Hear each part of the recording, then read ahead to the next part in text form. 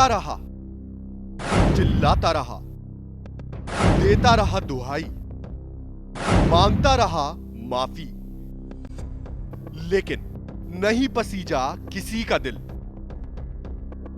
और लोग करते रहे उसकी पिटाई, करते रहे उसकी धुनाई। जी हां, यही वो शख्स है जिस पर फूटा है भीड़ का गुस्सा, जिसकी की गई है धुनाई, की गई है बर्बरता से पिटाई। वो भी 2 जनवरी की उस सर्द सुबह जब पड़ रही थी कड़ाके की सर्दी। हाड़ मास कपकपा देने वाली सर्दी के बावजूद इस शख्स को होना पड़ा भीड़ के अंधे कानून का शिकार। पकड़ो भैया। हाँ कोई नहीं अरे कोई बात नहीं मारो सामने। अब जरा इन तस्वीरों को गौर से देखिए, किस कदर इस शख्स को पीटा गया है।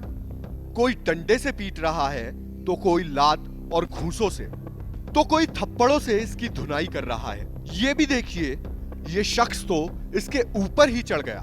अब जरा ये भी देखिए कैसे इसे घसीट कर ले जाया जा रहा है। आप सोच रहे होंगे कि आखिर इसने ऐसा क्या किया है जो लोग इस कदर बेकाबू हो गए। क्या है इसका गुनाह और कहां का है ये मामला?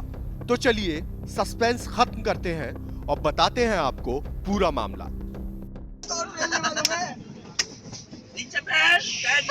मार मार पैरों में, पैरों मार दरअसल ये नजारा है जम्मू तवी से दिल्ली जा रही एक्सप्रेस ट्रेन के कोच नंबर S7 का।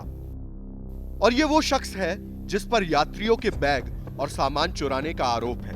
यात्रियों के मुताबिक मां वैष्णो देवी के दर्शन कर लौट रहे कुछ यात्रियों के इस चोर ने बैग चुराए और अपने साथियों को थमा दिए। इसके साथी बैग और सामान लेकर ट्रेन से उतरकर चंपत हो गए, जबकि ये चोर यात्रियों के हत्थे चढ़ गया। मेरा बैग चोरी हो गया। मैं सुबह उठी 5 बजे करीब मेरा बैग चोरी हो गया। यहाँ पर था भी बैग। तो आप कहाँ से कहाँ जा रहे थे? मैं जम्मू से दिल्ली। वैष्णो देवी आई थी यात्रा के लिए। तो अच्छा, वहाँ से दिल्ली जा रही थी, तब मेरा बैग चोरी हो गया सुबह 5 बजे। तो कितना क्या सामान था बैग में? मेरे सूट वगैरह थे इसमें, काफ़ी सारे सूट थे और जो सामान शॉपिंग करी है वो सारा सामान था। मेरा प्रसाद था, थोड़े बहुत पैसे थे। यात्रियों के मुताबिक आरोपी से पूछताछ की तो उसने बताया कि बैग तो उसके साथी लेकर जा चुके हैं। बस फिर क्या था, लोगों का गुस्सा भड़क उठा और इसकी धुनाई शुरू हो गई। मेरठ के रहने वाले यात्री अंशुल उपाध्याय, दिल्ली के रहने वाली पूजा और उसके परिवार वालों ने साथ ही मामले की जानकारी TTE को दी, जिन्होंने तुरंत ही पूरे मामले के संबंध में GRP को बताया। पीड़ितों की माने तो इस चोर को उन्होंने सहारनपुर से पहले ही पकड़ लिया था और उसी वक्त TTE को भी बता दिया था।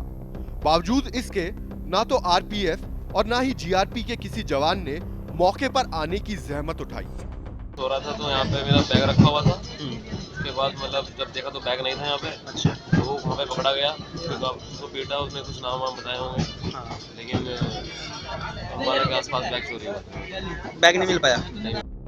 खाकी की लापरवाही की वजह से ये चोर सहारनपुर से मुजफ्फरनगर जिले के खतौली रेलवे स्टेशन तक पिटता रहा।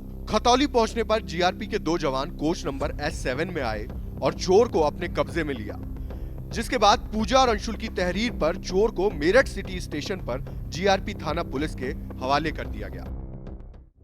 बहरहाल मेरठ GRP पुलिस आरोपी से पूछताछ कर रही है, लेकिन ऐसे में बड़ा सवाल यह है कि आखिर सूचना के बावजूद भी GRP के जवानों ने इस मामले को गंभीरता से क्यों नहीं लिया, जबकि ये करीब 7 बजे ही लोगों के हत्थे चढ़ गया था और मुजफ्फरनगर आने में ट्रेन में तकरीबन 2 घंटे का वक्त लगा।